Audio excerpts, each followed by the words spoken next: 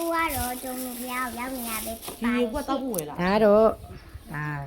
ဘောမျိုးကကျုံလူဖျားဘာလာလောက်တာလဲဆိုတော့ ကို တငယ်ချင်းနဲ့ဖျားလာဖို့တာဒါငေါ့သွားကြမလားတော့မလေးလိုက်ဘယ်လာမလား နောက်ကောမှာလား ဟဲ့လားဟဲ့လားမေဟမ်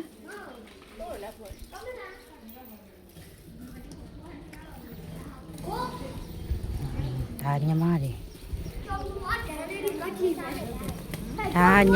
ဒါညမဒါလည်းညမဟေးဒီမောင် ကျုံလူကတန်းသွားကြည့်ရအောင် ဒါညမတငယ်ချင်းဒါတငယ်ချင်းဒါတော့ဝေါ်မျိုးရဲ့ကျုံလူတငယ်ချင်းပေါ်တက်ပြီးရှိခိုးလေရဟမ်ဘယ်ရင်ဝင်မှာ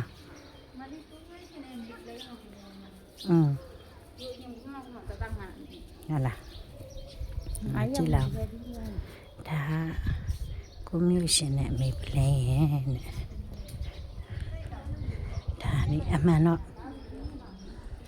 ဘယ်ပန်းလဲရမှာလားပူတယ်နော်အော်ဟာလားကိုလာမလားဒါအမှန်တော့ဇူးတို့လေတငယ်ချင်းတယောက်ကလေးမရလို့ဆိုပြီးတော့တငယ်ချင်းအတွက်ကလေးလာတောင်းပေးရဟာသူကြုံတော့မှာကလေးတောင်းလို့ရတယ်ကလေးမရှိတဲ့သူတွေကလေးမရတဲ့သူတွေအဲ့လိုပေါ့နော်ဟိုထက်တစ်ချကြီးဟမယ်မရဘူးလို့တော့ဒါအတိအကျပြောလို့တော့မရဘူးပေါ့နော်ဘာလို့လဲဆိုတော့ဟိုကန်တရားနဲ့လည်းဆိုင်နေလူနဲ့လည်းဆိုင်နေဟိုယုံကြည်တယ်မယုံကြည်ဘူးတက်ဝင်တယ်မတက်ဝင်ဘူးဆိုတာတော့ဒါကိုယ့်ရဲ့ယုံကြည်မှုပေါ်မှာမူတည်ရပါတော့ဒါတော့ဘာရက်ခါပါဒီလိုကြုံလို့သမီးရဲ့သုံးတော့လာမင်းနဲ့လိုက်ခဲ့ဦးဖေးရတယ်ဒါတော့လားဒါတော့ရဟုတ်ဒါတော့ငမွေတို့မှတော့အမေတို့ကလေးတန်းလေးတော့ပြမလို့ သမီးတို့တော့ကြည့် ဟုတ်လား စစ်စရာ ချစ်စီရလေနော်အဲ့ဒါ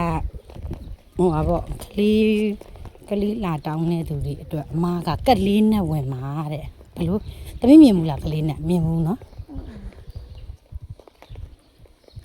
အမေလည်းမမြင်ဘူးအဲ့ဒါရွာမှာ